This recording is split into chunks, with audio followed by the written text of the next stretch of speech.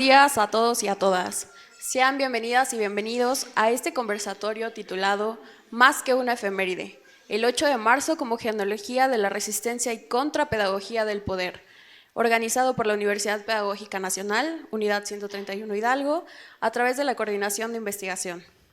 Agradecemos profundamente su presencia en este espacio de reflexión académico que busca analizar el origen y el significado histórico del 8 de marzo, así como su relevancia en la construcción del pensamiento crítico dentro del ámbito educativo.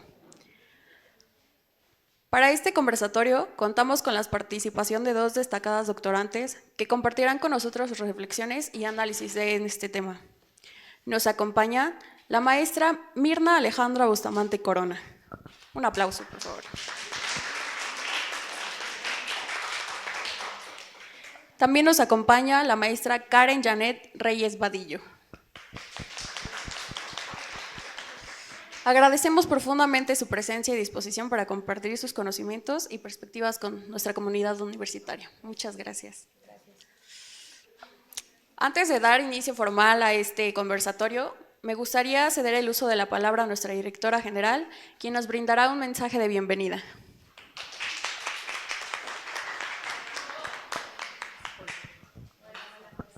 Buenas tardes a todas, a todos. Siempre pregunto, ¿cómo están? ¿Sí? ¿Contentos, contentas? Eso, muy bien, qué bueno. Pues seguimos en el mes que está dedicado a la reflexión sobre el papel de la mujer en la sociedad. Y pues lógicamente el evento de conmemoración implica que cada una y cada uno de nosotros pueda reflexionar sobre lo que personalmente hemos vivido, pero que también lo coloquemos en este contexto de la lógica cultural y la lógica histórica, ¿no? No es gratuito que hoy en día las mujeres y también algunos hombres estén levantando la voz en la idea de visibilizar cosas que a lo largo de los siglos se han normalizado. En ese contexto yo quiero agradecer infinitamente a la maestra Mirna Alejandra y a la maestra Karen, que el día de hoy van a compartir con nosotros esto que no solamente es un motivo de investigación personal y profesional, sino además, y lo digo porque ya la maestra Mirna en particular había estado con nosotros acá, y me parece que ha desarrollado esta reflexión sobre el papel de la mujer también desde su propia condición de mujer, ¿no? En ese sentido, reitero nuestro agradecimiento y a la coordinación de investigación que siempre está buscando esta posibilidad de generar espacios que nos permitan reflexionar sobre los temas que competen a los distintos programas que tenemos en la universidad. Reitero, este acto de conmemoración me parece que es sumamente importante, sobre todo por la condición de nuestra universidad, ¿no? La matrícula en el caso de nuestra unidad es fundamentalmente femenina y en ese sentido pues hay que abrir un espacio para visibilizar, reitero, este papel que a lo largo de la historia ha tenido la mujer, pero sobre todo en este intento de reconocernos como mujeres, reconocernos como varones, reconocernos en esta posibilidad de construir nuestra identidad no desde los patrones que históricamente se han planteado, sino también desde el posicionamiento que personal, familiar, digamos, universitariamente podemos construir, que yo esperaría que sea algo distinto a lo que en algún momento se ha impuesto como una forma de ser hombre o de ser mujer. Bienvenidas, bienvenidos todos y nuevamente muchas gracias por estar acá. Perdón, también no puedo dejar pasar la presencia de Yara, que el día de hoy va a moderar este conversatorio. Muchas gracias, Yara, por aceptar participar en esta actividad y pues invitar a todas y a todos los estudiantes a que también se sumen a las actividades que organiza la universidad. Muchas gracias. Muchas gracias, directora, por sus palabras y pues sí, creo que es muy importante recordar que el objetivo de este conversatorio es pues reflexionar el origen sobre el 8 de marzo más allá de un carácter conmemorativo, ¿no? es analizar todas sus raíces históricas y el significado como parte de toda una lucha, ¿no?, a través de los años. Y pues bueno, antes de comenzar, quisiera leer un breve resumen de las trayectorias académicas de nuestras maestras ponentes. La maestra Mirna Alejandra Bustamante Corona, licenciada en Sociología y maestra en Ciencias Sociales por la Universidad Autónoma del Estado de Hidalgo. Actualmente cursa el doctorado en Ciencias Sociales en la misma universidad. Se autoidentifica como una madre, mujer afrodescendiente, feminista y universitaria. Es profesora universitaria impartiendo clases en las licenciaturas de Pedagogía, Psicología y Criminalística, con asignaturas como Desarrollo Humano, Sociología y Antropología de la Educación, Teorías Pedagógicas y otras. Ha tenido participaciones dentro de los congresos. Algunas de sus participaciones más recientes fue el ponente en el Congreso Internacional de Cuidados, Mujeres Estudiantes Universitarias frente al cuidado y la vida escolar, en el año 2025, y pues como había comentado la directora, también ha participado en nuestra universidad con la conferencia en el marco del 8 de marzo, Mujeres Investigadoras, conciliando la triple jornada laboral en el año 2025, es decir, el año pasado, y pues quiero decir que ha participado en muchas actividades relacionadas al tema. Es una mujer impresionante y pues lo ha hecho desde 2022, ¿no? Entonces, pues aprovechenla ahorita que está aquí para hacer todas las preguntas y dudas que tengan al respecto. Y también nos acompaña la maestra Karen Janet Reyes Vadillo, que es licenciada en Ciencias de Comunicación por la Universidad Autónoma del Estado de Hidalgo, titulada en 2016, con el trabajo de investigación, la tradición oral y los medios de comunicación masiva. En el 2013 realizó una estancia académica en la Facultad de Ciencias Políticas y Sociales de la Universidad Nacional Autónoma de México, o sea, la UNAM, y es maestra en Ciencias Sociales por la UAEH, titulada en 2024, con el trabajo de investigación Conservando mi lengua, Poetas Tutunacú, contemporáneos de la Sierra Norte de Puebla. Actualmente se encuentra estudiando el doctorado en Ciencias Sociales en la Universidad Autónoma del Estado de Hidalgo. Es decir, también una persona muy importante, con mucha trayectoria académica, y pues también aprovechenla bastante para hacer sus preguntas. Y pues para quienes nos acompañan el día de hoy, les comparto la dinámica del conversatorio. En una primera parte, nuestros ponentes realizan una exposición durante aproximadamente 45 minutos y pues van a hablar sobre el tema central del conversatorio, y posteriormente pues vamos a realizar alguna ronda de preguntas y respuestas para que pues conforme vayan explicando ustedes vayan anotando sus dudas. Y pues sin más preámbulo damos inicio a nuestras grandes ponentes. Gracias. Hola, buenos días. Pues muchas gracias antes que nada por la invitación. Nos da mucho gusto estar aquí compartiendo un poco de lo que hemos aprendido nosotras también en este camino académico, y que también tiene que ver con un camino también de activismo y de la praxis de nuestras propias ideas, ¿no? Entonces, nos da gusto estar aquí compartiendo. Y bueno, tal como dice el título, justo pensamos en cómo podríamos hacer una reflexión más allá de pensar este día del 8M como una efeméride, sino más bien aprovecharlo para que sea una fecha de reflexión, justamente desde esta idea de pensar las experiencias tanto de hombres como de mujeres en términos de género, ¿no? Seguramente ya cada vez estamos todos y todas más familiarizados con estos términos, con estos conceptos, y también en nuestras relaciones sociales los vamos un poco como implementando, ¿no?, en el día a día.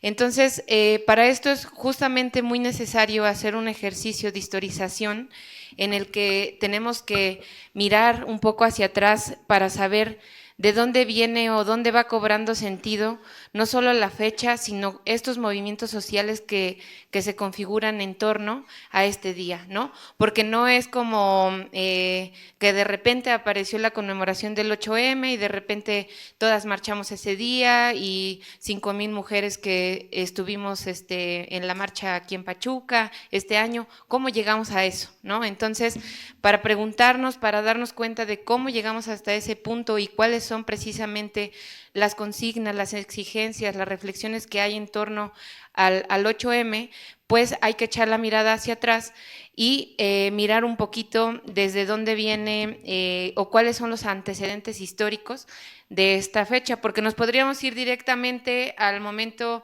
en el que surge, que es como esta época de las mujeres obreras, donde empiezan a exigir derechos en torno a las cuestiones laborales. Sin embargo, antes de eso tenemos también una época muy importante entre los siglos XVII y XVIII. ¿Le puedes cambiar a la siguiente, por favor? Que es la ilustración, el movimiento de ilustración, que seguramente todos están familiarizados con eso, porque de hecho como todos los ideales que hay en esta época de la razón, la libertad, son los que mueven precisamente pues las democracias, ¿no? Actualmente el que es bajo el modelo que vivimos de gobernanza. Entonces, estas ideas van a ser importantes porque hay un cambio de época en ese momento, donde se pugna precisamente por la libertad y se va dando una construcción de lo que es la ciudadanía. ¿Ustedes me pueden decir qué es la ciudadanía o por ejemplo, qué cualidad, característica debe tener una persona para ser ciudadana o ciudadano? ¿Alguien? Adelante. ¿No? ¿Tú no? Bueno, una de las principales es, por ejemplo, aquí en México tener 18 años, ¿no? Para que seas considerado como un ciudadano o ciudadana debes de tener la mayoría de edad y además que también tiene que ver con que seamos consideradas como tales, ¿no? Que tenemos derechos, ¿no? Todos esos derechos que también históricamente se han ganado, podemos gozarlos gracias a que obtenemos el estatus de ciudadanía.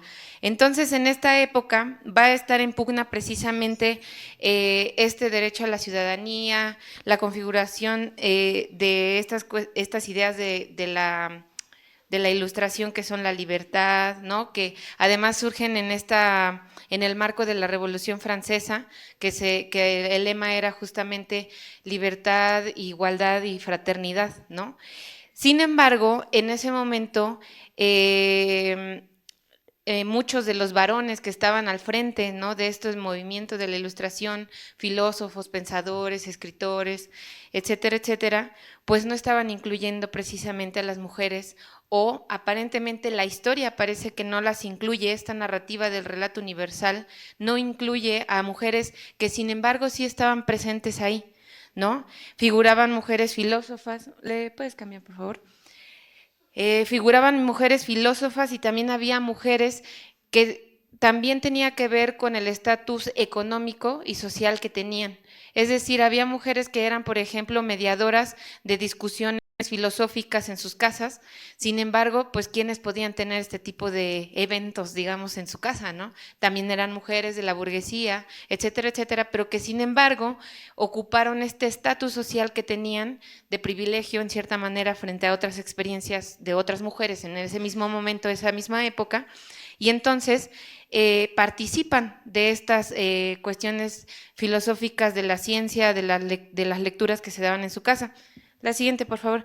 Les vamos a compartir solamente a 3 de estas mujeres que figuran en esta época, en los siglos XVII y XVIII, en donde encontramos a Olympe de Gouges, que fue una escritora y activista francesa durante la Revolución Francesa, precisamente, que pugnó por el derecho de las mujeres a tener el estatus de ciudadanas, ¿no? Justo lo que decíamos, los hombres lo obtienen, pero las mujeres no. Entonces ahí entra también una lucha por la ciudadanía por parte de estas mujeres.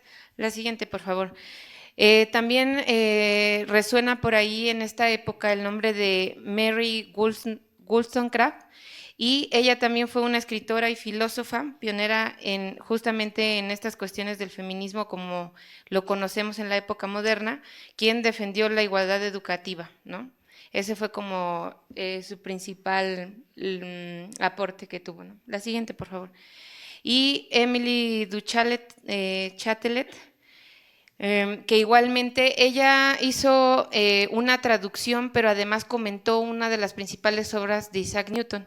Entonces, para ese momento, estas traducciones eran muy importantes porque traducir, si ustedes saben, no es solamente como, o sea, ustedes ven, si ponen un texto y lo traducen en el Google Translator, ¿no? No lo traduce tal cual, porque se necesita un contexto también para poder tener una traducción que atienda como a palabras muy específicas y que tengan ese significado real, ¿no? Entonces, hacer una traducción es algo muy importante porque haces que todas las personas que comprenden el conocimiento desde una lengua, pues se los acercas, ¿no? Entonces ella hace esta traducción, tanto así que se volvió de importante la traducción y los comentarios que hace, que es una obra referente en Francia para leer a Isaac Newton, ¿no? Desde ese entonces y hasta ahora. Y bueno, eso estamos hablando como de lo que llamamos el feminismo de la primera ola, que es precisamente cuando se identifica como en este relato universal, ¿no? del feminismo, la participación de las mujeres en la lucha precisamente por los derechos y por la igualdad, ¿no? En este sentido, pues estas mujeres lo que se peleaba o por lo que se luchaba en ese momento era por el estatus de la ciudadanía, ¿no? Para estar a la par y obtener, por lo tanto, los mismos derechos que tenían los hombres en ese momento.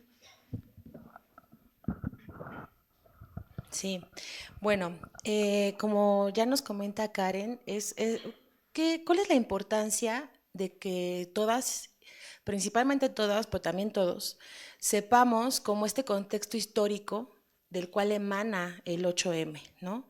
En el que hoy, por ejemplo, vemos en redes sociales, en Facebook, en Instagram, en todas las redes que ustedes manejan, opiniones diversas en torno a este movimiento social, que también está en la academia, por supuesto, y entonces el objetivo nuestro es eso, ¿no? Acercarlos un poco a este contexto histórico para que sepamos, ¿no? Que no es como lo comentaba Karen en un principio, no es espontáneo.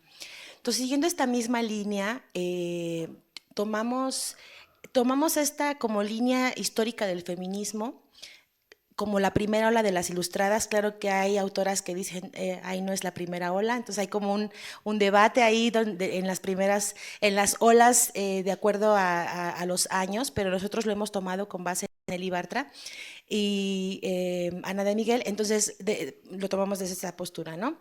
La segunda ola, entonces, por favor, está enfocada en la obtención del voto. O sea, es el movimiento sufragista de las mujeres, principalmente en Europa y en Estados Unidos, el derecho al voto y a la educación.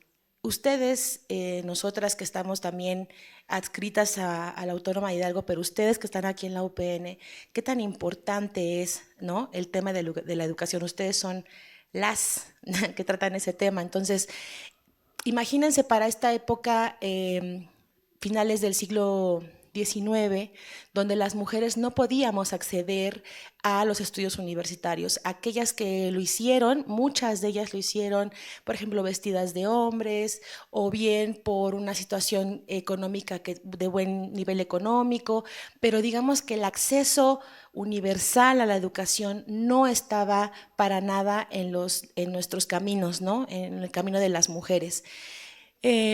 ¿Cuáles eran nuestros destinos?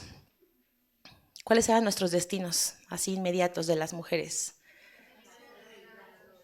¿Cuál? Exactamente, ¿no? El matrimonio. Entonces, tú, claro, ¿no? Incluso por ahí de la década de los 70, aquí en México está el famosísimo MMC, mientras me caso, estudio algo y entonces mientras me caso, ¿no? Es algo con lo que el feminismo ha venido trabajando y ha venido rompiendo como un paradigma de pensamiento. Entonces, el movimiento de las mujeres en Europa en este siglo está enfocado principalmente en la adquisición de la igualdad en términos políticos. Por eso hablamos del feminismo liberal, ¿no? Del feminismo de la igualdad, en el que buscaban justamente una igualdad de derechos, una igualdad, el acceso a la educación. por favor, la que sigue. Acceder a la educación representaba en ese momento, y sigue representando, porque la educación es la promesa, ¿cierto? Incluso la promesa para una cierta movilidad social. Es decir, para muchos estudiantes significa salir de estas pobrezas y acceder a un mejor nivel económico, un mejor nivel de vida. Entonces, el acceso a la educación planteaba para las mujeres pues la oportunidad de formarse en disciplinas que antes eran consideradas solamente para los varones, ¿no? Representaba y sigue representando la puerta a la autonomía, porque la autonomía es fundamental para todas las personas, pero para nosotros las mujeres ha sido, hubo que lucharlo, ¿no? Hubo que lucharlo y lo seguimos luchando. Entonces, por ejemplo, solamente para ilustrar un poco el tema, por ejemplo, aquí en México, en la época de Benito Juárez, de Don Benito Juárez, abre una escuela secundaria para mujeres y una escuela secundaria para hombres. Una escuela secundaria para mujeres en aquel tiempo, pues no era como la secu ahora, ¿no? Era más bien como una carrera corta, una formación así más formal. Resulta que en la escuela secundaria para mujeres se nos enseñaban o se les enseñaban, por ejemplo, las famosísimas artes mujeriles, ¿no? Coser, bordar, bailar, tejer, ¿no? El canto, estas artes donde te ves mona, te ves bonita, un poco de geografía para que sepas dónde estás parada, un poco de historia para que no te veas tan brutal hablar ¿no? en sociedad, etcétera. Pero en la escuela secundaria para hombres, pues la formación estaba enfocada totalmente a las disciplinas científicas, la geografía, la economía, las matemáticas, etcétera. Entonces, por supuesto, incluso, y está muy bien analizado en muchos estudios, pues la ciencia, las disciplinas científicas, por supuesto que también tienen un género, ¿no? Lo decía ya su directora, aquí en la UPN la población mayormente es femenina. Las mujeres frente a la educación, la mayoría somos mujeres. Por supuesto que también está dividido con esa cuestión de género. Por favor, la que sigue. Entonces, bueno, esta segunda ola feminista que se da desde el sufragismo, desde el derecho al voto, etcétera, tiene una participación muy importante desde lo que fueron la lucha de las mujeres trabajadoras, ¿no? Desde el socialismo. Entonces, bueno, ahí tenemos a una mujer muy emblemática del feminismo europeo, Clara Zetkin, muy compita de la maravillosa Rosa Luxemburgo. Entonces, bueno, ellas posicionan a la mujer trabajadora, ¿no? Por supuesto, desde el marxismo y desde la parte socialista, ¿no? La defensa de los derechos a la educación, la defensa de los derechos laborales también como obreras. Y bueno, nosotros planteábamos cómo sí acercarnos al tema de por qué el 8M, porque está muy socializado esta parte de sí, las mujeres en la fábrica textil que mueren quemadas, pero antes de eso también está esta participación de mujeres con nombre y apellido como Clara Zetkin, que es quien lleva a, digamos, a que se postule el 8M, ¿no? Como tal. Esto pasa en 1910, aunque la ONU lo reconoce hasta la década de los 70. Entonces, bueno, siempre a cuentagotas un poco, ¿no? Aquí tenemos a otra mujer, rápidamente, Rosa de Luxemburgo. Ella también es una mujer que participa desde la ideología comunista, desde la parte comunista, y defensora de los derechos políticos de las mujeres, del voto. Ella, pues, no sé si ustedes sepan quién es Rosa Luxemburgo, pero quien no lo sabe, pues, googleenle. Y ella tiene siempre es ya una persona emblemática, una figura histórica. Pues ella la asesinan, ¿no? Junto a su pareja, precisamente por defender estos ideales, incluso dentro de las filas del comunismo, pues sus compas comunistas tampoco la querían, porque pues, Rosa pues, era muy rebelde incluso para el comunismo, ¿no? Bueno, entonces Alejandra Kollontai también es figura emblemática de este feminismo marxista, en donde ella también hace una crítica o un análisis, ¿no? Sobre los trabajos de cuidados. Los trabajos del hogar. Y hay una frase que circula siempre en las pancartas, ahora en el feminismo que se da en redes sociales, no sé si lo han visto, ¿no? Que dicen, hay alguien que sufre más que el obrero, desde el feminismo marxista, y esa es la mujer del obrero, ¿no? Los análisis feministas actualmente se dice, bueno, sí, o sea, puedes tener todos los sesgos en cuestión de etnia, de clase social y de todo, pero al final lo que pesa entonces la diferencia es que pues la mujer siempre tiene este sesgo de ser mujer de género, ¿no? Donde quedas aún más por debajo de la pirámide social. Entonces, bueno, caminando un poco así, ¿no? Históricamente ya tenemos la tercera ola, que aquí ya es una etapa por ahí de la década de los 60, 70, donde lo personal es político, ¿no? Se lleva a cabo, por ejemplo, lo que les decimos aquí, por ejemplo, la obtención del voto, del acceso a la educación, por supuesto no ha sido universal. Para nada ha sido universal. Actualmente tenemos todavía sesgos de género en la educación, en la política, en la economía, en el trabajo, etcétera. Pero bueno, así a grandes rasgos, ¿no? Entonces, para la década de los 60 pasa algo muy importante en el mundo, que es la revolución cultural, ¿no? Y en este marco de la revolución cultural, pues también las mujeres dicen, ¿qué onda con nuestra vida sexual? ¿Qué onda con los derechos reproductivos? Nos empezamos a cuestionar, o sea, neta, sí tengo que parir y parir y parir hijos, o tengo otra oportunidad, o sea, o puedo acceder a otras cosas. Entonces, las mujeres, no todas, estamos hablando de contextos occidentales, contextos incluso de clase media, porque después va a haber una crítica a estos feminismos occidentales, viene a ser, pero sí viene a romper con muchos mitos sobre la parte de los derechos reproductivos, ¿no? Sale la píldora, el uso del anticonceptivo en la década de los 60, que para la época fue súper revolucionario, súper importante, porque era la oportunidad de poder decidir si tenía hijos o no. Actualmente sabemos que esto ha sido un desastre en términos de salud para las mujeres, con problemas hasta provocar cáncer, ¿no? Los estudios actuales ya están haciendo este hincapié, pero si nos trasladamos contextualmente, en ese momento era la oportunidad de decir, no, no quiero tenerlos. Ahora podemos actualmente, claro, hacer una crítica de ¿y por qué me las tengo que tomar yo? ¿Ya? Pues mejor tómatelas tú, te hace menos daño, al parecer, pero en ese momento era algo revolucionario, es correcto. Entonces, bueno, estamos también hablando de un contexto de posguerra, no tenía mucho que había pasado la Segunda Guerra, y el mundo está en estas convulsiones, ¿no? Se dieron cuenta estas mujeres que los problemas que parecían privados, como la violencia doméstica, el reparto de las tareas del hogar, incluso el placer sexual, eran en realidad problemas políticos. De ahí la frase, lo personal es político, ¿no? Sobre todo, por ejemplo, ahora, ay, ¿por qué llevan a los niños a la marcha? Pobrecitos, están con este calorón.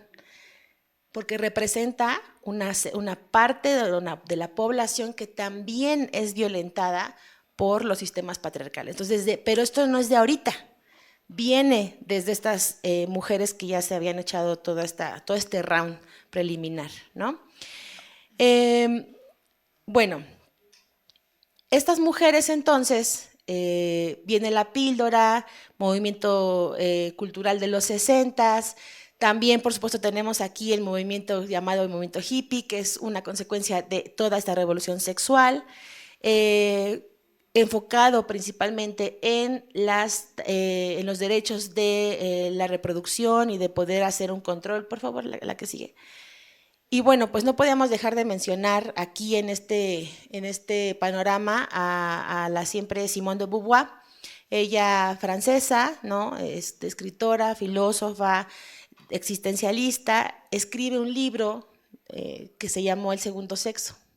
Entonces, en este libro, está muy padre el libro, pero hay algo que siempre se resalta, ¿no? Que no se nace mujer, se llega a serlo. Entonces, Simone de Beauvoir cuestiona esta parte biologicista de, pues tú porque eres mujer, ¿qué te hace ser mujer? Yo cuando me lo pregunto digo, ¿qué te hace ser mujer?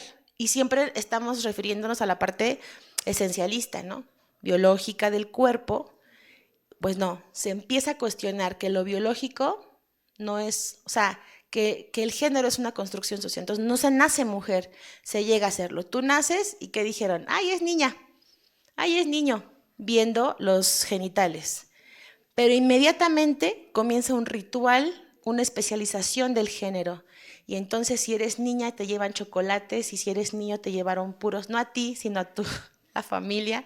Y te ponen el rosa y te ponen el azul, carritos para ti, muñecas para ti, rosa, azul, delicada, no tan delicado, cállate, puedes hablar, cierra las piernas, tú las puedes tener abiertas. O sea, una serie, una construcción del género que Simone de Beauvoir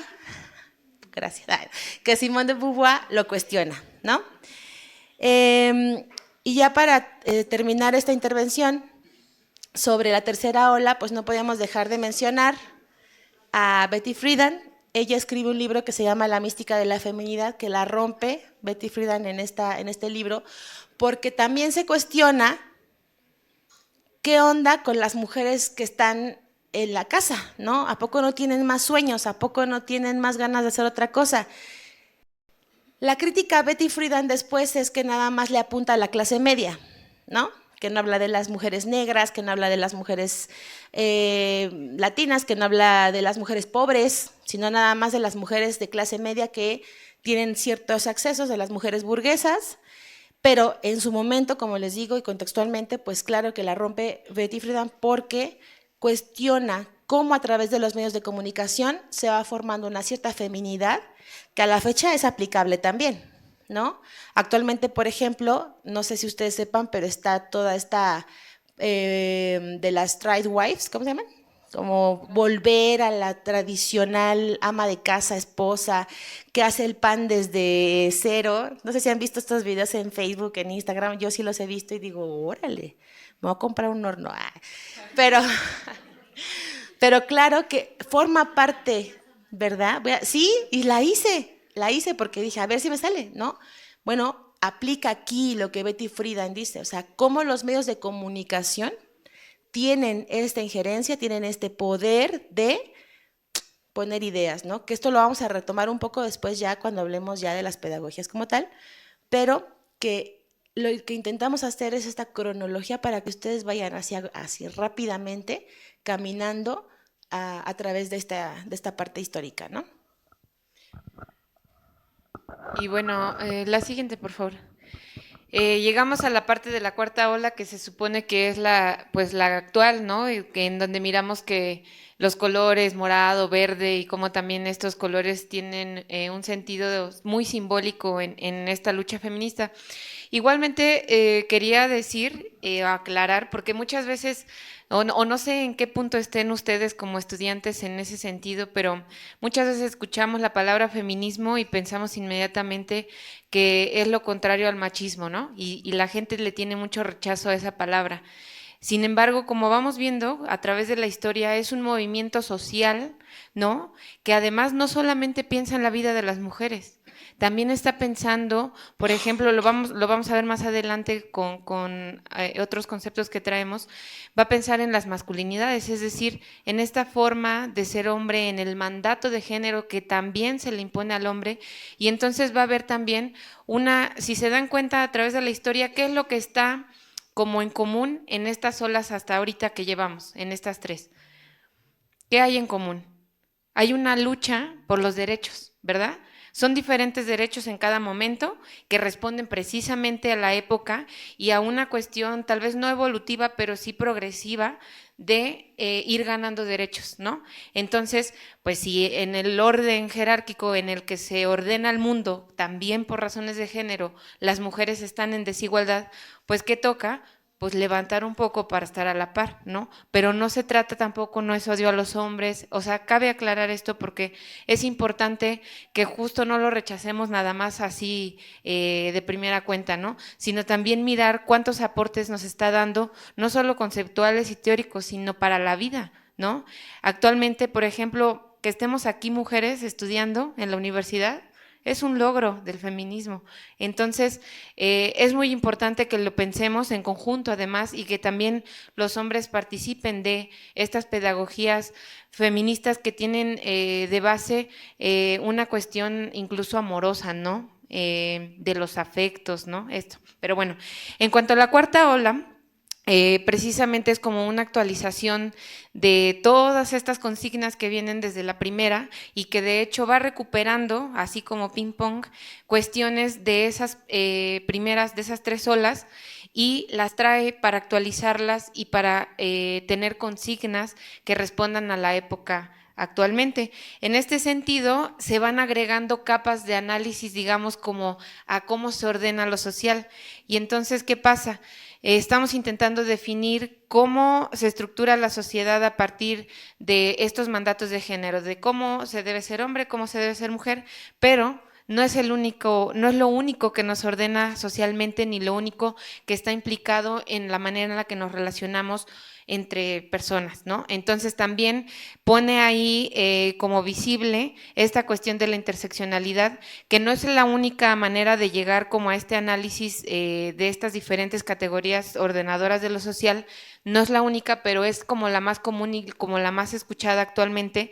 La interseccionalidad lo que nos dice, o esta propuesta teórica lo que nos dice, es que existen múltiples opresiones, ¿no? Múltiples opresiones como como el género, en tanto que nos clasifica, ¿no? Son clasificadores sociales y que nos van colocando a unos y a otras en mayor desigualdad dependiendo qué posición ocupamos en esa jerarquía, ¿no? Es decir, no es lo mismo tener el estatus o ser leído físicamente como un hombre blanco europeo a, por ejemplo, ser un hombre mexicano o latino, ¿verdad? Cambia porque tiene que ver con la nacionalidad, con la etnia, si es que se pertenece a una etnia, no a ciertos grupos sociales, con la idea de raza, ojo que es idea de raza porque hay toda una teoría en torno a la cuestión de esta idea de raza, del racismo, que no podemos ahondar tanto en eso ahorita, pero es uno de estos clasificadores sociales que también va a estar presente ahí. La profesión, la edad, todo esto van a ser clasificadores sociales de acuerdo a los cuales nos van a leer tanto a hombres como mujeres. Y el género es uno de esos clasificadores sociales. Entonces, la cuarta ola actualiza precisamente este análisis y dice no solamente el género, sino un montón de cosas pesan sobre la lectura o esa posición que ocupamos socialmente, ¿no? Y eso entonces nos va a hacer vivir más o menos desigualdad dependiendo de qué posición ocupamos. La siguiente, por favor. Bueno, rápidamente nada más como, esto es muy conocido, pero hay como dentro del movimiento feminista diferentes consignas que también se han vuelto como pequeños movimientos dentro de la misma lucha, ¿no? Como la de Ni Una Menos, la Marea Verde, ¿no? Que es como por la legalización del aborto que inició en Argentina y que después se extendió en muchos países de América Latina. En el 2019 también tenemos el colectivo Las Tesis, que hicieron un performance muy conocido y que luego también lo recuperamos más adelante porque de hecho está basado en toda la propuesta teórica de Rita Segato, ¿no? Que es una de las pensadoras feministas más importantes del siglo. Y también pues tenemos Un Día Sin Mujeres, que precisamente, ¿alguien ha escuchado algo acerca del 9M? Porque ahora no solo es 8M, ¿no? Sino el 9M. ¿Qué pasa el 9M? ¿Alguien sabe? Es paro, ¿no? Es un paro nacional de mujeres y precisamente es como una forma de manifestarse de las mujeres que trabajan, ¿no? De las mujeres trabajadoras. Y vieron cómo recupera esta idea de las mujeres trabajadoras, de las que habló mi colega en la segunda ola, ¿no? Entonces va a estar recuperando como diferentes momentos y por eso la importancia de historizar esto. La siguiente, por favor. Y bueno, además de esto, yo quiero acá como incorporar un poco otras formas de lucha y otros, sí, movimientos sociales encabezados por mujeres, liderados por mujeres y que son menos visibles, pero que están ahí presentes y que también a veces se articulan desde epistemologías feministas o a veces simplemente desde esta identificarse como mujeres, ¿no? Entonces, ¿qué pasa? Tenemos muchas cuestiones como de luchas por la defensa de los territorios, las mujeres zapatistas que desde el siglo pasado, en 1994, cuando se levanta el ZLN, hay toda una organización de autogobernanza que tiene un modelo totalmente distinto al que vivimos nosotros, ¿no? Tienen un modelo de autogobernanza basado en la autonomía, en donde también el género es importante, porque ¿qué pasa ahí? ¿Saben cómo se autodenominan, por ejemplo, a las mujeres que son líderes dentro del movimiento zapatista? Se les llama comandantas. ¿Y a los hombres cómo se les llama cuando son líderes también dentro del movimiento? Subcomandantes. ¿Vieron? Entonces, desde ese nombrarse como comandantas, las mujeres zapatistas hacen también una reivindicación. De hecho, existe la Ley General de Mujeres la Ley Zapatista la Ley de Mujeres Zapatistas, ¿no? Que es una declaración que hacen también incluso en el Congreso.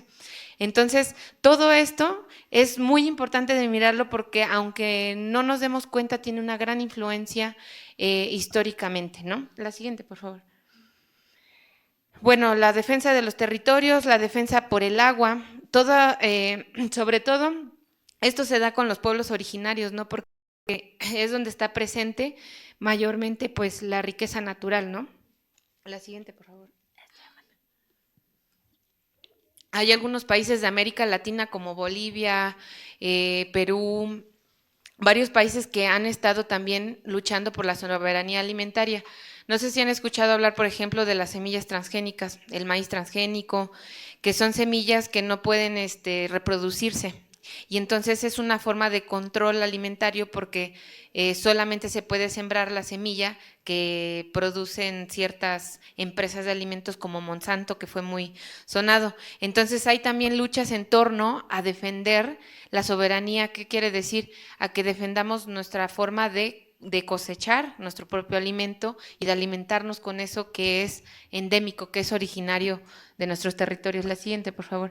Y bueno, ya para entrarle, porque se nos acaba el tiempo, pero queremos no irnos sin compartir antes una serie como de la propuesta sobre todo de Rita Segato, que es la siguiente, por favor, que es una autora, una pensadora, pues que ella como tal no dice yo soy feminista, o sea, ella no anda diciendo yo soy feminista, no. Simplemente que también las mismas compañeras la van definiendo como feminista al tener ella una propuesta muy importante que desentraña precisamente cómo se organiza el género como un ordenador social, ¿no? Entonces, Rita Segato nos va a dar varios conceptos que nos van a ayudar a analizar en términos de género, cómo se organiza el mundo, el sistema mundo, ¿no? Solamente de estamos hablando solo de una obra en particular, que es un libro que se llama Las estructuras elementales de la violencia, donde encontramos conceptos como la violencia estructural. Encontramos también el concepto de masculinidad. Ahí ella va a ser una de las principales que nos va a estar hablando como de la masculinidad, el sistema patriarcal, que también ella va a hacer un rastreo histórico de cómo se da el patriarcado en las sociedades precolombinas, ¿no? Antes de que los europeos llegaran a lo que llamamos América, ¿no? Igualmente el poder simbólico, las jerarquías de género. La siguiente, por favor. Y bueno, ya nada más para, pues rápidamente, hablar de estos conceptos. ¿Qué pasa con todos estos conceptos que nos da Rita Segato? ¿Cómo resumirlos? Es muy difícil, pero ella nos va a decir precisamente que cuáles van a ser estas estructuras de la violencia, cómo se va a ordenar el mundo a partir de la violencia. Imagínense ustedes que están aquí en la pedagógica. A ver, una pedagogía, ¿qué es una pedagogía? ¿O es concepto muy difícil de definir? Bueno, pero esta manera en la que nos educamos, en la que nos instruimos, viene, no solamente se da en las escuelas, ¿verdad? Encontramos pedagogías en la vida cotidiana, en las relaciones de crianza con nuestras madres, que normalmente son las personas que nos enseñan el mundo, nos instruyen en la mirada del mundo. Y entonces estas pedagogías, si ustedes tienen una pedagogía que va del amor, que su madre los quiere, que los tiene aquí amamantando, ¿cómo va a crecer esa persona? Con esa mirada amorosa de una madre amorosa o de una familia amorosa, de una persona cuidadora amorosa. Si su primera mirada, su primera relación del mundo de ustedes es desde el amor, desde el cariño, desde el cuidado a la naturaleza, el cuidado al otro, vamos a tener una vida más humana. Yo voy a reproducirlo después con los otros seres vivos y voy a cuidar la naturaleza. Después voy a ser madre muy afectiva, parecida a la mía, con mis hijos, y se van a ir reproduciendo esas pedagogías, ¿no? Sin embargo, lo que nos dice Rita Segato es que las pedagogías que predominan en el mundo moderno, por la manera en la que se ordena jerárquicamente desde estas categorías que ya les estuvimos hablando, van a ser las de la violencia. Y entonces, ¿cómo crecen las personas que aprenden a relacionarse desde la violencia? ¿Cómo crecen? Violentas, pensando que los cuerpos son cosas. Nos habla Rita Segato precisamente de cómo hay una cosificación de los cuerpos femeninos o feminizados, y esto quiere decir que, por ejemplo, ojo, hay hombres que son pensados como femeninos. Cuando un hombre se fuga de ese mandato de la masculinidad hegemónica, que es que el hombre debe ser fuerte, que no debe llorar. Cuando se fugan esos hombres de ese mandato, ¿qué pasa? Son castigados, ¿verdad? Socialmente castigados. Les dicen maricas, les dicen chillones, los hombres no deben de llorar, cállate, ta. Eso es una violencia de género que recae también sobre un cuerpo pensado como masculino, pero que a fin de cuentas está viviendo esa violencia por fugarse de ese mandato, ¿no? Entonces, eso de fondo, la siguiente, por favor. De fondo va a ser eso, ¿no? Como lo femenino está conceptualizado como inferior, entonces sobre esos cuerpos femeninos o pensados como femeninos, como acabo de dar el ejemplo, van a ser sobre los cuales van a recaer estas violencias. ¿Y por qué? La siguiente. Porque va a haber una disputa por el poder, porque ese es el mandato. El mandato de la masculinidad es el de mantener el poder. Yo tengo el poder. Y si no tengo el poder, ¿qué tengo que hacer? ¿O sobre quién voy a demostrar ese poder? Pues sobre quien es inferior a mí. Entonces, por ejemplo, esta relación de hombres-mujeres, pues se da desde la jerarquía del poder. Y como los hombres deben de demostrar su poder, por eso sobre los cuerpos femeninos o feminizados es que recaen estas violencias. Entonces, al no responder precisamente a esos mandatos de la masculinidad, eso es lo que, bueno, ahorita nos va a compartir mi colega Ale, es todas estas contrapedagogías, pero precisamente es importante pensar cómo el mundo, aunque no queramos, aunque nosotros nos ponga a llorar tanta violencia que hay en el mundo y que miramos en el mundo, así es como se ordena el mundo, desde la violencia, desde esas pedagogías de la crueldad, que también es concepto de Rita Segato, pedagogías de la crueldad, nos entrenan para ser personas crueles y para que no nos sensibilicemos ante el dolor del otro y de la otra. Y entonces, imagínense qué duro, ¿no? Aprender a ser persona y a relacionarnos desde la violencia. Sí. ¿Esto les hace sentido o no? Sí. Porque podemos incluso ir a las estadísticas, a las encuestas, ¿no? ¿Cuántas veces nos hemos sentido violentadas, violentados? Las veces que hemos ejercido violencia, que hay muchísimos tipos de violencia que ahora están tipificadas, ¿no? Violencia psicológica, emocional, física, económica. O sea, hay un gran avance en este tema, aparte una gran diversificación de la información. Bueno. ¿Por qué hablar entonces desde lo que nos plantea Rita Segato como una autora que aparte está actualmente, ella hace poco, el año pasado vino, hizo un recorrido por algunas universidades de la Ciudad de México, en Guadalajara, en algunas otras ciudades? ¿Por qué mirar esta parte de la pedagogía desde los conceptos desde el concepto de la violencia? Como lo comentaba Karen, ¿no? Nosotros crecemos más relacionándonos con la violencia que con la empatía, ¿no? Porque ahorita vamos a ver la propuesta de Rita, porque sí, claro, ¿no? Hablamos de violencia y hablamos de que todos, o sea, todos pasamos por procesos de violencia, pero ¿cuál es la propuesta? Bueno, la propuesta de Rita y de toda esta línea de pensamiento a la que nos vamos sumando, que Karen y yo también nos sumamos ya desde de nuestras propias trincheras, es justamente, ¿no? O sea, si la crueldad es una forma de pedagogía, es una pedagogía, porque ¿qué es la pedagogía? ¿Qué estudia la pedagogía? Los procesos de enseñanza-aprendizaje. Point, ahí está, ¿no? Ahí está, eso no es tan... Y todo es un proceso de enseñanza-aprendizaje, en la escuela, en la casa, en el trabajo, todos lados. Entonces, si la crueldad es una pedagogía, ¿qué tanto de lo que llamamos disciplina en la escuela, por ejemplo, porque estamos en un espacio educativo, es en realidad un entrenamiento para dejar de sentir el dolor del otro? Es decir, ¿qué tanto nos van entrenando, nos van socializando, qué tanto vamos creyendo, endureciéndonos en este ejercicio académico, ¿no? Casi que te cuádrate. Muchas veces yo no lo dejo de sentir en ciertos momentos de mi formación académica, ¿no? Esta fotografía, para evitar tanto el bla bla, esta fotografía, ¿sí la alcanzan a ver? ¿La conocen? ¿Quién sí la conoce? Maestra, doctora, dígame. Maestra, Minerva, ¿cuál es? Es esta fotografía con la que le dieron el premio Pulitzer a, ya se me olvidó el nombre del fotógrafo, Sí. que esperó el momento para captar la imagen de este buitre que está acechante esperando como la muerte del pequeño, del niño para, es un animal carroñero, y entonces él espera el momento y toma la foto y le dan el premio Pulitzer.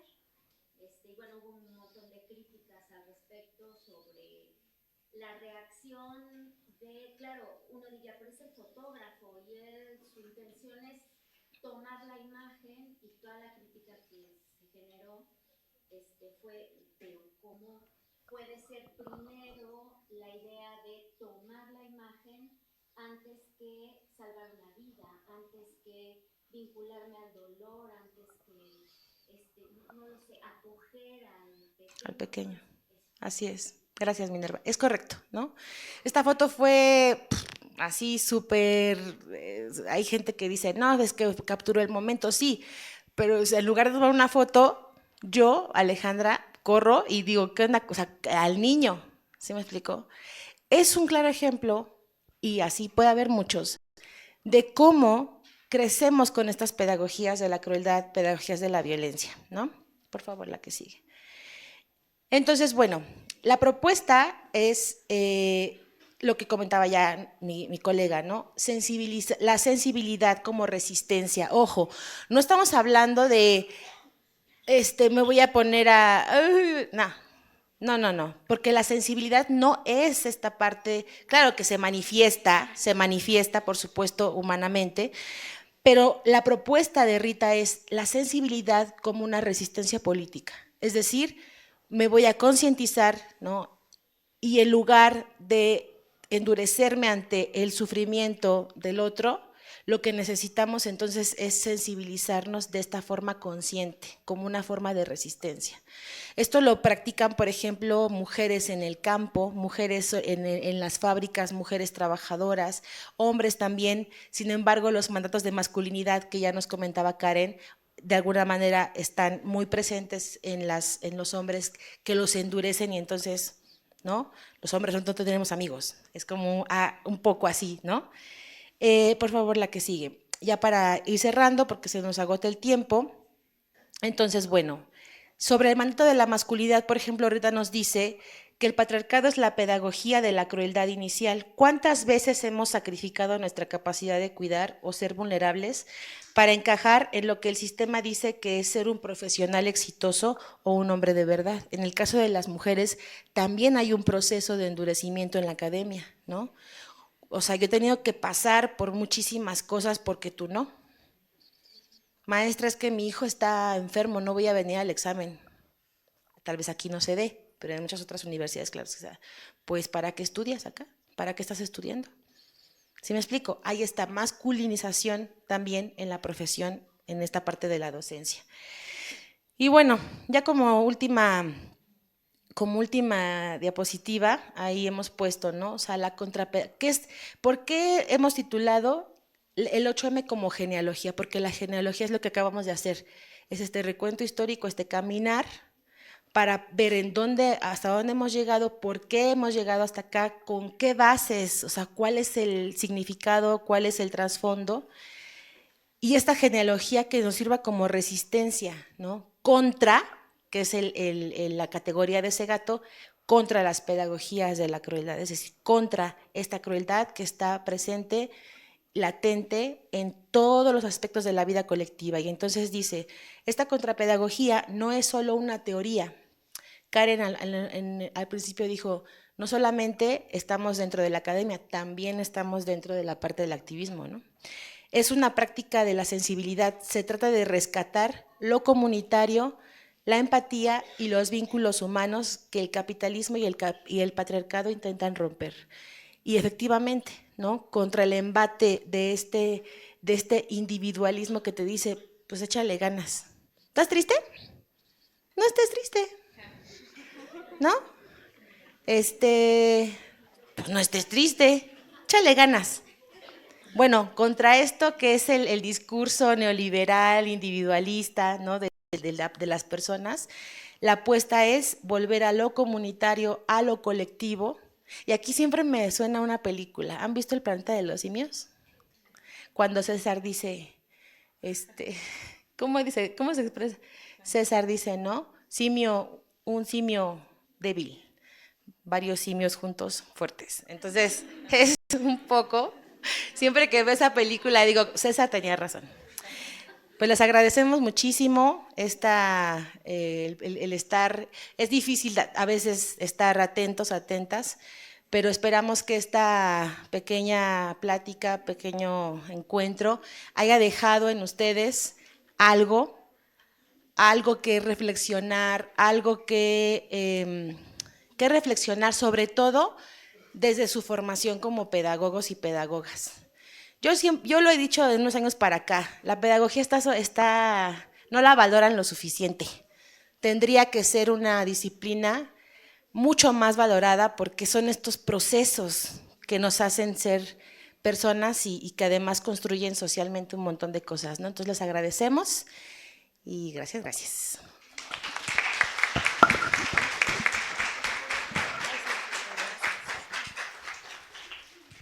Y pues bueno, otro fuerte aplauso, ¿no? Para nuestras ponentes porque fue algo increíble este conversatorio.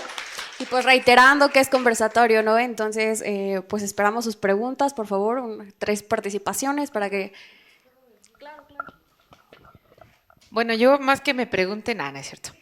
No, yo quiero preguntarles a ustedes, porque además justo para motivar la conversación y que no solamente nosotras estemos como hablando de estas cosas que sabemos un poco, me gustaría conocer o que ustedes piensen en este momento, o si ya lo han reflexionado antes, ¿cuál podría ser una contrapedagogía que ustedes pueden o que hacen o que llevan a cabo en su cotidiano, en su día a día, en la manera en la que se relacionan con las otras personas? Eso me gustaría, o sea, más allá de las pedagogías académicas, ¿no? ¿Qué podría ser una contrapedagogía ante este sistema que se estructura desde la violencia y desde la crueldad? ¿Cuáles podrían ser esas contrapedagogías? Un ejemplo que nos dio Ale, pues es esto de ser más sensibles, ¿no? Por ejemplo, se habla mucho ahora de la ternura, ¿no? De cómo la ternura puede hacernos relacionarnos de otras maneras que precisamente no respondan a estas cuestiones violentas. Entonces, si alguien gusta participar, pues me gustaría también escucharles. Sí, por favor, compañero.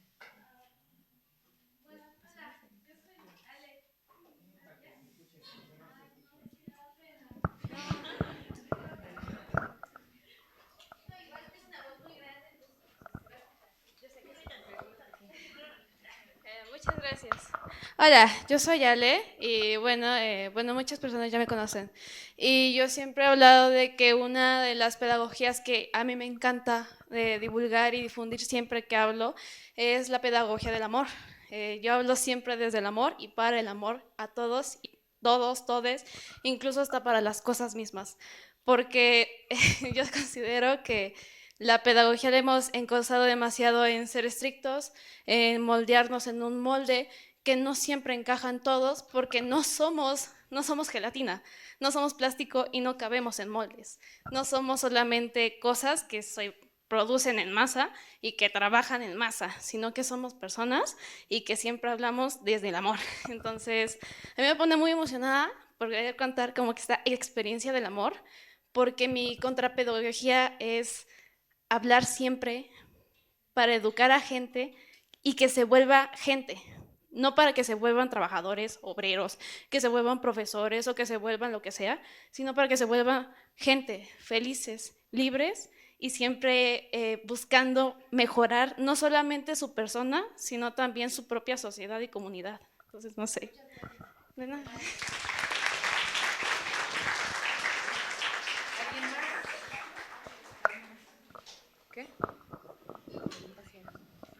Sí, ¿alguien más que quiera comentar algo, que tenga alguna pregunta para nuestras ponentes? Les recordamos que es conversatorio y pues su participación para nosotras es muy importante.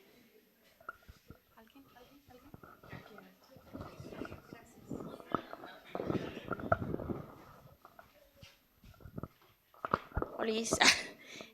Bueno, considero que la contrapedagogía más fuerte es la escucha, porque ahorita se está perdiendo muchísimo y gracias a ello también suceden estas partes de las víctimas, de los victimarios y de las muertes silenciosas que hubo lucha y nadie nos escuchó y después se preguntan el por qué. Entonces siento que incluso la pedagógica nos orienta mucho a la escucha activa y que siempre estemos dando como tanto el otro está diciéndonos algo como nosotros también aportamos, ¿no?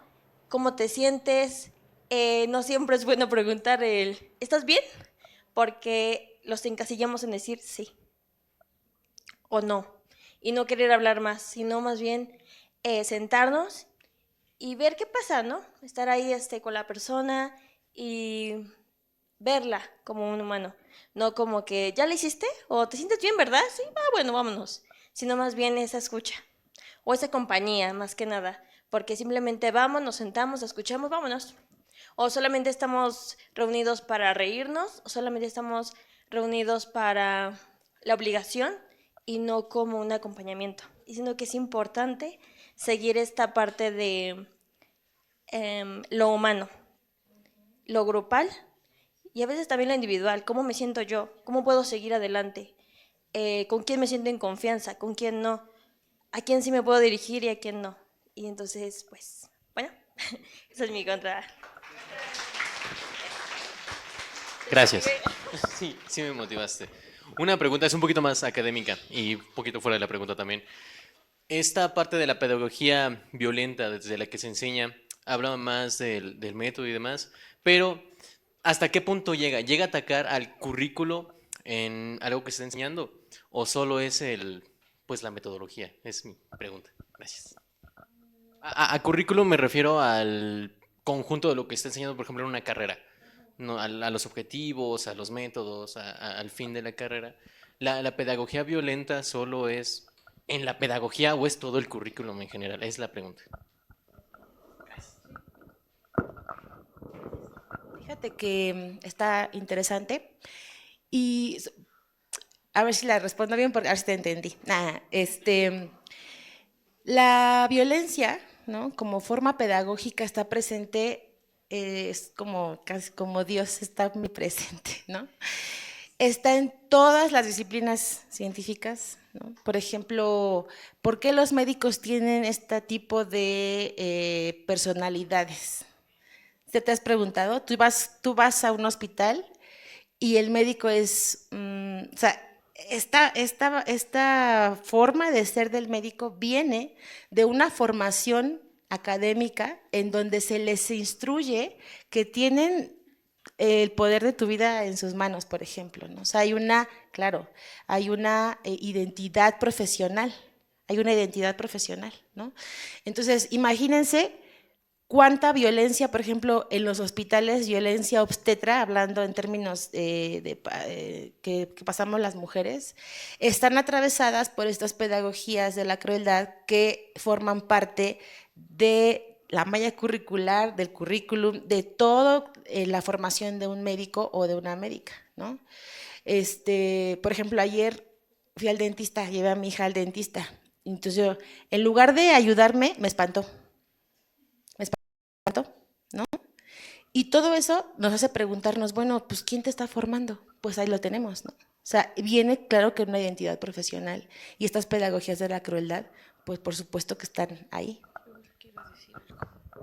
Bueno, y también pensar en las pedagogías como no solamente en el ámbito, o sea, que es una relación de aprendizaje precisamente, pero esas relaciones de aprendizaje no se dan solamente dentro del ámbito de la escuela o de la universidad, ¿no? Por ejemplo. Entonces, en ese sentido, tenemos pedagogías también presentes en lo que les mencionaba hace un rato, como es la relación de crianza. O sea, los bebés están siendo educados desde bebés, ¿no? Incluso, o sea, horarios de sueño y todas esas cosas son pedagogías, ¿no? Entonces, estas pedagogías las tenemos presentes en todos los ámbitos de nuestra vida, no solamente en nuestras dinámicas como estudiantes, las tenemos presentes en nuestras relaciones. Por ejemplo, yo soy mamá, madre, hijo, yo tengo una relación con mis hijos que es pedagógica también, ¿no? Entonces, ¿cuáles son esas pedagogías que yo estoy eligiendo para enseñar a mis hijos en el ámbito de lo doméstico? Porque donde se dan mis pedagogías es en mi casa, ¿no? Entonces, la casa, lo doméstico es un ámbito donde hay pedagogías, la escuela es un ámbito donde hay pedagogías, la sociedad es un ámbito donde hay pedagogías, no sé, cualquier lugar que tú te imagines se convierte en un ámbito donde estamos recibiendo aprendizajes y entonces el cuestionamiento es eso, ¿cómo se dan esos aprendizajes? Y cómo se estructuran desde la violencia, entonces justamente hablar de estructuras tiene que ver con que esas pedagogías están presentes desde del ámbito más íntimo, que es esta relación muy doméstica que está en la esfera de lo íntimo, y luego también en el ámbito más macro que tú te imaginas, que es lo social. Esa interacción social también está estructurando. Entonces, las estructuras, imagínate un edificio, ¿no? Hay un piso hasta arriba y hay un piso hasta abajo.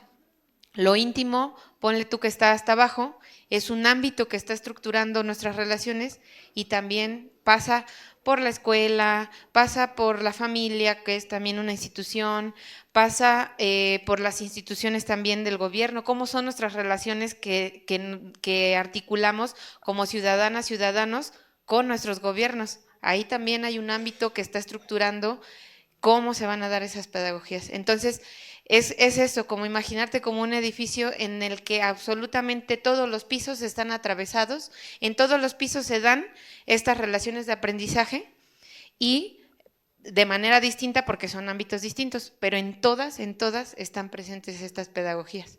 Entonces, pues sí, justo. Muchas gracias, maestras. Muchas gracias a los compañeros que participaron. En el en vivo de Facebook, Api Rubí nos manda saludos desde Iguala Guerrero, unidad UPN 123. Les mandamos un saludo a nuestros compañeros de allá. Y pues quería preguntar si alguien más tiene una pregunta. Solo se puede responder una pregunta por el tema del tiempo, pero los escuchamos. ¿Alguien? ¿Alguien? ¿No? ¿Un comentario? ¿Qué les pareció esta conversación? ¿Alguien? ¿No? Bueno, yo daré mi comentario. ¿Sí? Ah, va. ¿Quieres pasar para acá? Ay, gracias. Gracias. Pues bueno, creo que me hacía una pregunta, porque justamente es como decía la directora, la población aquí mayoritaria son mujeres. Entonces, creo que me queda este interrogante, o sea, siempre sucede que no sabemos, como hombres, de repente, que somos bien atarantados de repente, pero, ¿cómo poder justamente entrar en esta sintonía o en esta empatía, porque realmente creo que la idea de que unos son más que otros realmente no es, y ni siquiera tendría que ser, porque somos, ante todo, seres humanos, ¿no? Y vivimos en un mismo entorno, ¿no? Entonces, ¿cómo podemos nosotros hacer este clic con ustedes, ¿no? Porque justamente creo que igual se me hace un error tachar como el feminismo como si fuera homólogo al machismo, ¿no? Pero ¿cómo entablar esa relación, ¿no? Porque habrá quienes a lo mejor no quieran que a lo mejor que los hombres igual vayan a marchar, pero habrá algunos otros gestos que sí podemos hacer, ¿no? Algunas prácticas que sí podemos empezar, ¿no? Y que puede apoyarlas a ustedes, ¿no? Entonces creo que sería como esa pregunta o esa duda. Y pues muchas gracias.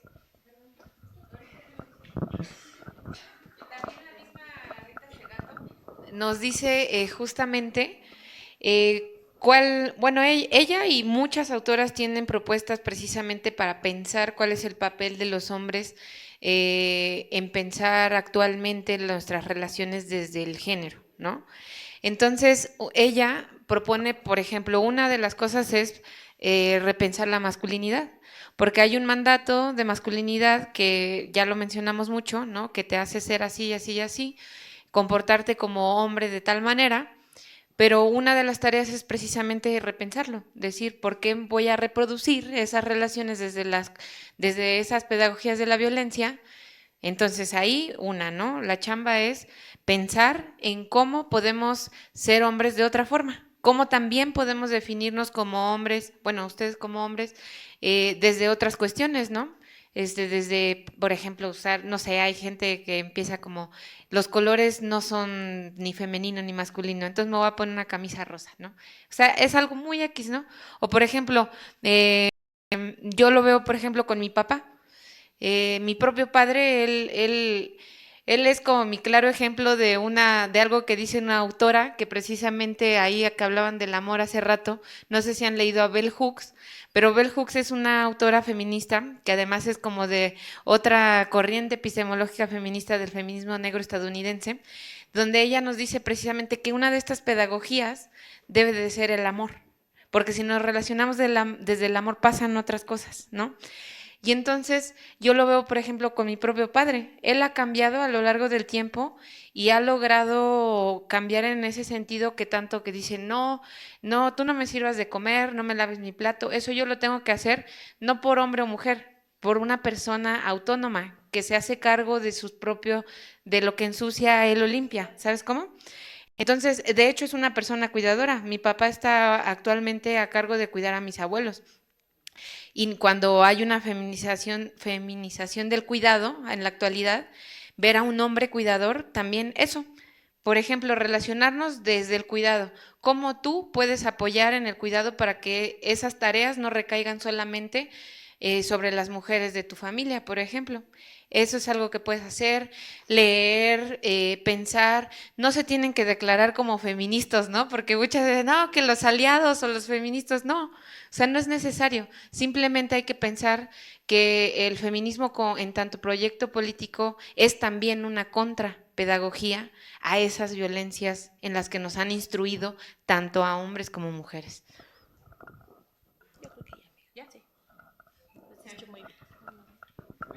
Bueno, muchas gracias a todos por su asistencia y pues agradecemos profundamente la participación de nuestras ponentes por compartir con nosotras sus reflexiones y pues sus aportaciones a este tema tan importante y tan histórico. Realizaremos la entrega de constancias de participación a nuestras ponentes y pues les agradecemos mucho su participación, su asistencia y pues también a nuestras ponentes.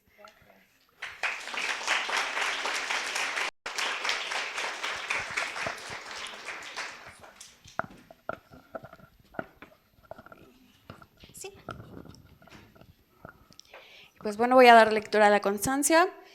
La Universidad Pedagógica Nacional, Unidad 131, sede general de Pachuca, otorga el presente constancia a la maestra Karen Janet Reyes Vadillo por su participación en el conversatorio Más que una efeméride, el 8 de marzo como genealogía de la resistencia y contrapedagogía del poder, llevado a cabo en el marco de la conmemoración del Día Internacional de la Mujer en esta Casa de Estudios. 11 de marzo de 2026, atentamente, Educar para Transformar, la doctora Marisol Vite Vargas, directora general.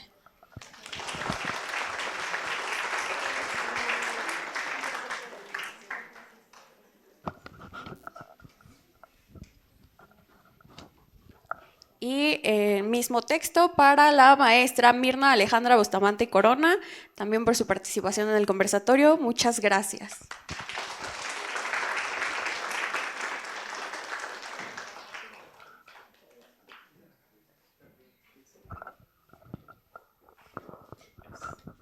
Igual, bueno, entregar una constancia para la compañera Yara Cano Bautista.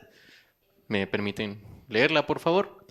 La Universidad Pedagógica Nacional Unidad 131 Hidalgo, sede General Pachuca, otorga la presente constancia a Yara Cano Bautista por moderar el conversatorio Más que una efeméride, el 8M como genealogía de la resistencia y contrapedagogía del poder, llevado a cabo en el marco de la conmemoración del Día Internacional de la Mujer en esta Casa de Estudios, 11 de marzo de 2026. Atentamente, Educar para Transformar. Firma la doctora Marisol Vite Vargas, directora general de la universidad. ¡Bravo! Muchas felicidades. Aquí hay un librito. Y pues bueno, de nuevo muchas gracias a todos por su asistencia. Pueden acercarse con las ponentes por si sus preguntas les dieron un poco de pena para compartirlas públicamente, pero pues ellas están abiertas a compartir con ustedes. Muchas gracias.